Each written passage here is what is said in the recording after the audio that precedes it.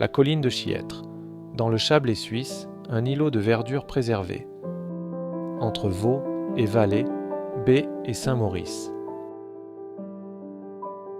À 100 mètres au-dessus de la plaine du Rhône, il forme un plateau carré, lui-même dominé par la cime de l'Est et la dent de Morcle. Au centre de ce plateau, le petit lac du Luissel, point de départ d'exploration géographique et historique de 3000 ans dans notre passé, jusqu'à nos jours, et à travers les époques, dessinant un panorama régional nouveau, une chronologie originale, énigmatique. Bienvenue dans Azimut 7.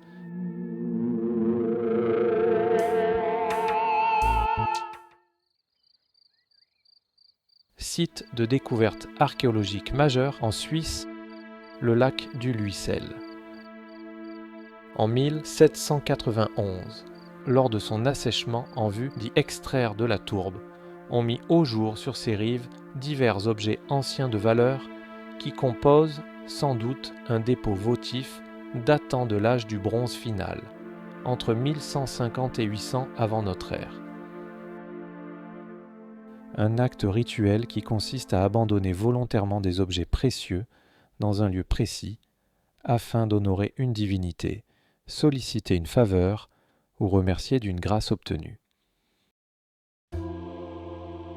Un siècle plus tard, l'archéologue Frédéric Troyon y exhuma d'autres vestiges ainsi que des ossements humains, dont un crâne dolichocéphale typique des populations préhistoriques. Toutefois, l'archéologue vaudois échoua ici à confirmer totalement la présence de l'habitat de type lacustre qu'il comptait y trouver.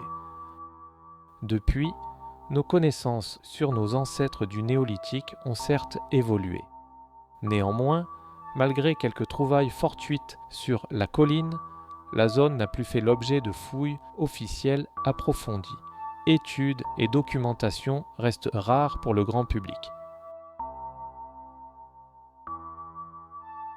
Alors, dans cette vidéo, nous exposerons, avec l'audace des néophytes, ce qui fut autrefois, à notre sens, la vraie nature de ce lieu et dont l'influence mystérieuse se poursuivra pendant bien des siècles après.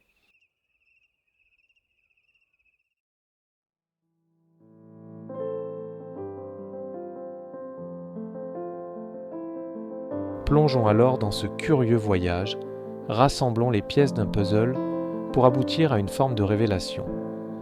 À moins qu'il s'agisse, au contraire, de poser davantage encore de questions qui demeureront sans réponse définitive.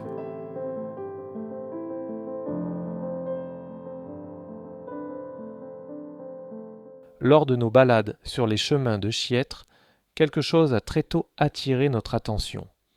Un monticule situé directement à l'ouest du lac du Luissel. Sous certains angles, celui-ci évoque clairement un tumulus tel qu'on peut en voir dans les plaines d'Angleterre par exemple.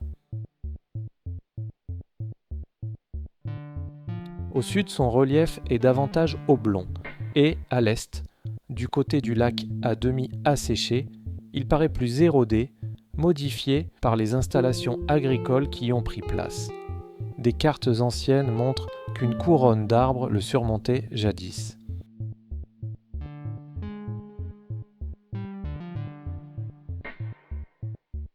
Sa position centrale sur le plateau, sa proximité immédiate avec le lac, nous font avancer l'hypothèse que cette colline possède une origine semi-artificielle, remodelée par les peuples vivant dans la vallée à l'âge du bronze, dans un but à la fois cultuel, à son sommet, et symbolique vis-à-vis de l'environnement proche, incluant le lieu d'offrande juste à son pied. Ce que nous nommerons le tertre du Luissel serait donc un point de repère dans le paysage. Une balise géographique de première importance ayant traversé les époques. Tout cela bien sûr n'est que supposition, de même que la présence d'un oppidum situé juste au nord du lac sur une butte allongée au sommet aplati.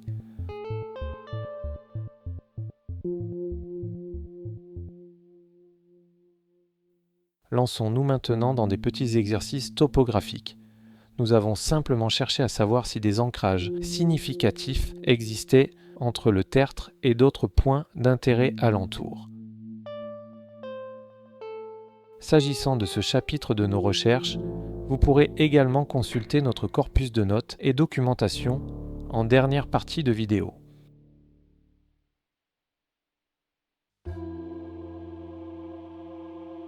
Premier tracé, logique.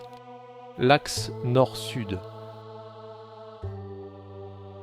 Nous constatons à la longitude du tertre du Luissel plein nord une connexion avec le parc domaine de Sillacy, puis le sommet de la colline du Mont Thé.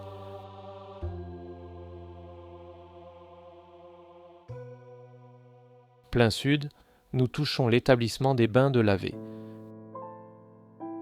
En prolongeant encore cet axe au-delà du Chablais et des Préalpes vaudoises, au nord, nous passons près du sommet du Moléson. Et surtout, plus surprenant, pile sur l'ancien couvent de la Part-Dieu en Gruyère. Ayant nous-mêmes visité la région pour une autre de nos vidéos, il est à noter que le lieu est réputé pour l'immense chêne double qui s'y trouve. Or, le tertre du Luissel compte de nombreux arbres doubles très remarquables, dont un à son exact sommet. Les formations de ces arbres jumeaux sont parfois associées à des singularités géobiologiques. Des mesures prises par des personnes qui s'y connaissent pourraient être intéressantes.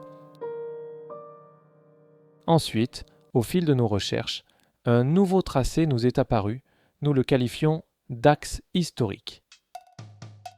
En 2024, sur le site des Grandes Fontaines Abbé, était mis à jour un ensemble de constructions antiques datées du IVe siècle environ. Il s'agit d'une villa romaine et de ses dépendances, peut-être la villa Bacchis, qui aurait donné son nom au village de Bé. À l'échelle régionale, la découverte est qualifiée de révolutionnaire. Sachant qu'au préalable, nous avions relié la mythique chapelle des martyrs de Saint-Maurice, attestée antérieure à l'an 1000, avec le tertre, une prolongation de cet axe aboutit parfaitement sur l'emplacement de la ruine romaine récemment découverte. Étrange encore, cette ligne longe, presque au centimètre près, le mur oriental du cimetière communal.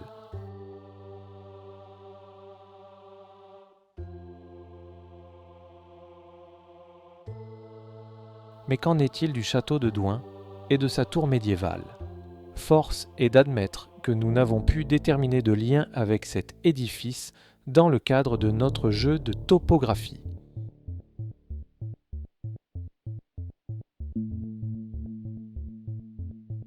Une pierre rafleurant la colline de Douin au pied du Castel a toutefois suscité notre curiosité.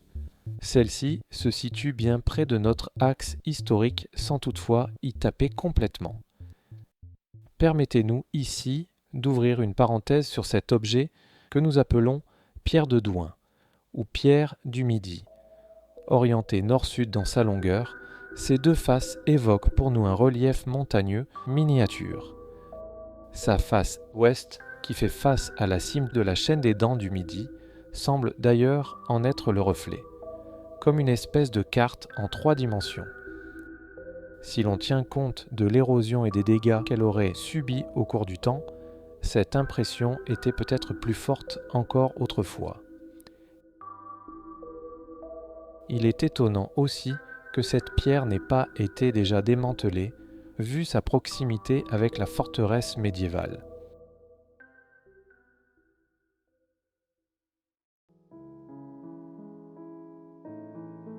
Retour au lac du Luissel, aujourd'hui écologiquement amoindri. Soulignons une nouvelle fois l'importance de ce lac, pour ses eaux et en sa qualité de site sacré, à des fins de rites et offrandes votives en Suisse occidentale. Aux yeux de nos ancêtres, ces pratiques n'étaient pas anodines. Et avec notre regard contemporain, nous spéculons toujours beaucoup sur toutes leurs fonctions et significations. Les richesses du Luissel, ses pièces les plus précieuses, sont exposées au musée d'histoire de Berne. Ceci dit, elles sont loin d'approcher en notoriété les trésors du site de la Tène au bord du lac de Neuchâtel, internationalement connu, qui a fini par qualifier de son nom toute la culture du second âge du fer européen, entre 450 et le 1er siècle avant notre ère, soit la culture dite de la Tène. Les offrandes votives y furent massives et somptueuses. Fouillé dès 1857, le site est localisé sur la rive nord du lac de Neuchâtel, presque à son extrémité, à l'embouchure de la rivière Thiel. C'est de nos jours un rivage lacustre, comme tant d'autres en Suisse. Voici un aperçu actuel de l'ancien site archéologique, ainsi que sa géolocalisation officielle.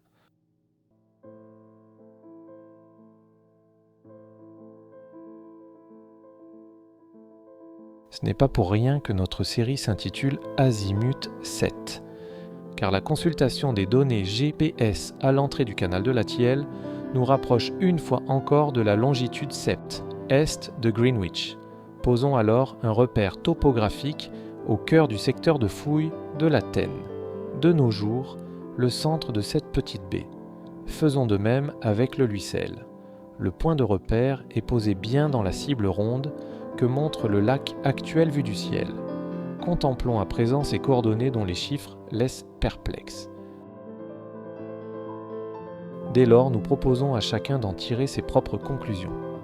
En résumé, 2 sites historiques en Suisse romande où étaient particulièrement pratiqués des rites de dépôt d'objets précieux en milieu lacustre, séparés chronologiquement l'un de l'autre par, au minimum, 4 siècles et 86 km de distance à vol d'oiseau, partagent tous deux une longitude identique au mètre près. C'est-à-dire qu'ils sont exactement ensemble alignés par rapport au nord géographique de la Terre. Qu'est-ce que cela signifiait ? Il y a des milliers d'années pour les populations locales. Cela revêtait-il un rôle dans un contexte cosmologique associé à des pratiques rituelles ? En effet, cela avait peut-être un lien avec l'astronomie. Mais ces peuples de l'âge du fer avaient-ils seulement connaissance de positions géographiques si précises ? De quel instrument disposaient-ils pour, au demeurant, les calculer ? D'ailleurs, nos services d'archéologie cantonaux modernes sont-ils au courant de ces coïncidences, si il s'agit bien de ça ? Et enfin, si cela n'est pas dû au hasard, quelle est la nature du lien qui unit Tène et Luissel ? Un lien qui défie l'espace et le temps.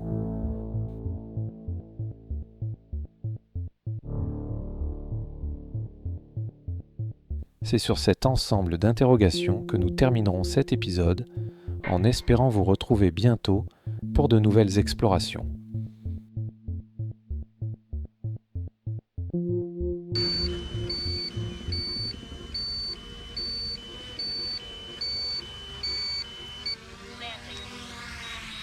Dans cette section Notes et documentation, nous avons regroupé une série d'images photographiques, textes et plans qui complètent ou prolongent les différents chapitres et thèmes abordés dans cette vidéo.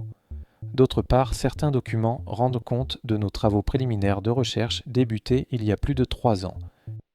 Écrivez-nous vos avis et remarques en commentaire.